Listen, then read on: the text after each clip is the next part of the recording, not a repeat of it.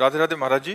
महाराज जी, हम दोनों पति पत्नी आपस में झगड़ लेते हैं और फिर एक दूसरे से द्वेष करते हैं। ऐसे में हमारा व्यवहारिक जीवन प्रभावित हो रहा है। हम अलग भी होना नहीं चाहते महाराज जी, पर ये रोज लड़ाई भी हो जाती है महाराज जी ऐसे में।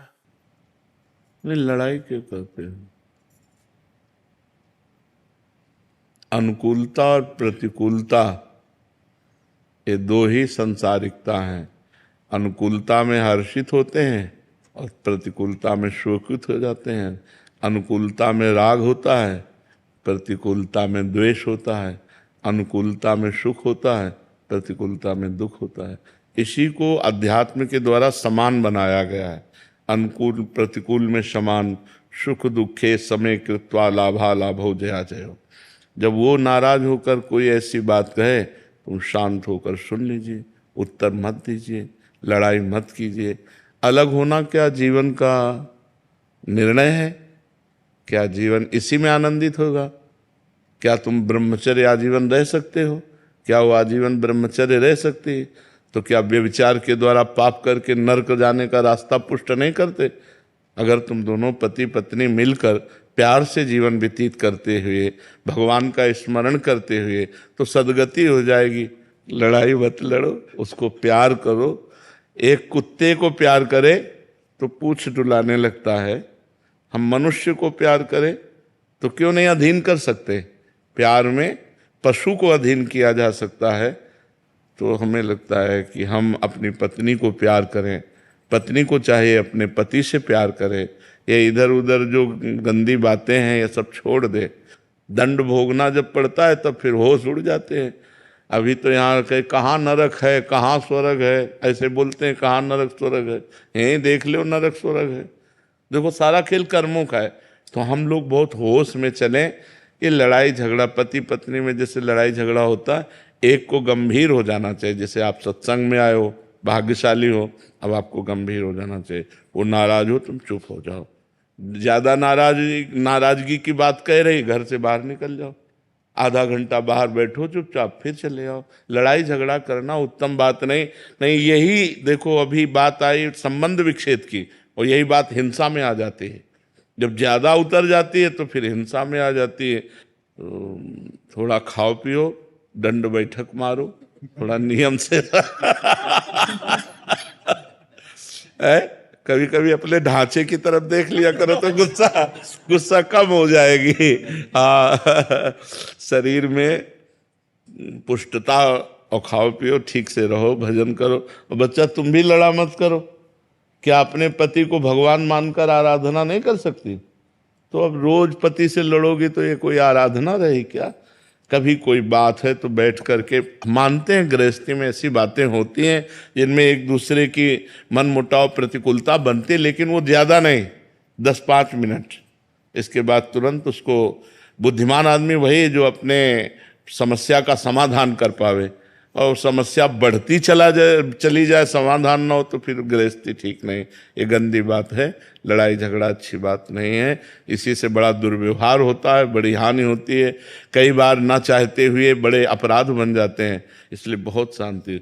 ज़्यादा जैसे पति होकर के ज़्यादा टॉर्चर करे, ज़्यादा गुस्सा दिखाए, ज़्यादा मारपीट करे, तो अब वो पत्नी का मन प्यार के लिए तड़प रहा है, व्याकुलता है, पति उससे बैर विरोध का, अब वो इधर उधर फिर दृष्टि। सुनील कुमार जी, अफ्रीका से। राधे राधे महाराज जी। महाराज जी, प्रेम लक्षणा भक्ति और नवदा भक्ति में क्या अंतर है महाराज जी? नवदा भक्ति साधन है और प्रेम लक्षणा उसका फल है। श्रवणम कीर्तनम स्मरणम विष्णुर्पाद सेवनम अर्चनम बंदनम दास्यम सख्य आत्मनिवेदनम। आत्मनिवेदन के बाद प्रेम लक्षणा भक्ति का प्रादुर्भाव होता है। जब पूर्ण समर्पण भगवान के प्रति हो जाता है, एक भरोसो, एक बल, एक आस विश्वास, एक राम घनश्याम हित चातक तुलसीदास, तब प्रेम प्रकट हो जाता है। जब तक नवधा भक्ति साधन भक्ति नहीं है, तब तक साध्य भक्ति प्रेम लक्षणा भक्ति का प्रादुर्भाव नहीं होता। श्रवण कथन सुमिरन सेवन चित लावहीं, अर्चन बंदन अरुदासंतन सख्य और आत्मा समर्पण, ये नवलक्षण भक्ति बढ़ाई, तब तिन प्रेम लक्षणा पाई। पाई रस भक्ति गूढ़ जुग जुग जग, दुर्लभ भव इंद्रादि विधिम, आगम अरु निगम पुराण अगोचर, सहज माधुरी रूप निधिम, अनभय आनंद कंद निज संपत्ति, गुप्त सुरीति प्रगट करणम, जय जग उद्योत व्यास कुल दीपक, श्री हरिवंश चरण शरणम। ये महाप्रेम लक्षणा भक्ति नवधा भक्ति के प्रभाव से प्राप्त होती है। जब खूब भगवान का नाम कीर्तन करते हैं, नाम जप करते हैं, श्रवण करते हैं, अर्चन बंदन दास सख्य आत्मनिवेदन सब उन्हीं से, तब प्रेम हो जाता है। जिसको हम बहुत बार बोलते हैं, सुनते हैं, देखते हैं, तो हमारा प्रेम हो जाता है। तो हम भक्तों का संग करें, भक्तों का दर्शन करें, खूब नाम कीर्तन करें, भगवान की सेवा करें, अर्चन बंदन जो भी दोस्ती है तो भगवान से ही करें, तो हमें भगवान से प्यार हो जाएगा। भगवान से प्यार होना ही प्रेम लक्षणा भक्ति। तो महाराज जी नाम जप से नवधा भक्ति के लक्षण आ जाएंगे। हाँ, पर इतना नाम जप में तन्मयता होना कठिन है कि हम हर समय मंत्राकार वृत्ति, और एक जगह मन टिकता नहीं है। मन का स्वभाव है चंचल, वो एक जगह टिकता नहीं, इसलिए 9 विभाग कर दिए कि श्रवण में नहीं टिक रहा तो गायन में लगा दिया, गायन में नहीं टिक रहा है तो हम अर्चन बंदन दास सख्य सेवा में लगा दिया। एक मन को हम 9 विभाग में लगाए। अब थोड़ी देर पाठ कर लिया, थोड़ी देर जप कर लिया, थोड़ी देर कीर्तन कर लिया, थोड़ी देर सेवा कर ली, आरती पूजा कर ली, भगवान से प्रार्थना विनय कर ली, भगवान की कथा पढ़ रहे हैं, भगवान की कथा सुन रहे हैं, भक्त चरित्र सुन रहे हैं, विष्णु शास्त्र नाम गायन कर रहे हैं, गोपाल शास्त्र नाम गायन, मतलब इसको एक हम फंसाना है। नवधा भक्ति का मतलब है हमें 9 प्रकार से मन को फंसाना है भगवान में। अब निरंतर नाम जब बड़ा कठिन है। आप लोगों को सरल लगता हो तो बात अलग है, हमें तो बहुत कठिन लगता है। निरंतर एक ही नाम बार बार चलना ये बहुत कठिन बात है। जिन्होंने अभ्यास किया है, ईमानदारी की बातें हैं। बेईमानी में तो लोग कह देते 24 घंटा चलता है। जैसे किसी से कहो ना कि भजन किया करो तो बोले 24 घंटा चलता है, तो हमें आश्चर्य होता है कि जीवन हो गया। अभी हम ये नहीं कह सकते 24 घंटा चलता है, हम ऐसा नहीं कह सकते। अभी कच्चाई है, सच्चाई अगर जो भी है वो भगवान की तरफ से, कच्चाई हमारी तरफ से। हम ये नहीं कह सकते कि 24 घंटा हमारी तरफ से चलता है। मंत्र चलना, निरंतर नाम चलना बहुत कठिन है। बंदर की तरह छलांग लगाता रहता है मन, इस डाल से उस डाल, उस डाल से उस डाल। देखो ना इसकी, ये कहीं टिकता थोड़ी है। तो अगर हम बार बार नाम में इसको टिकाएं तो कितना जलाता है।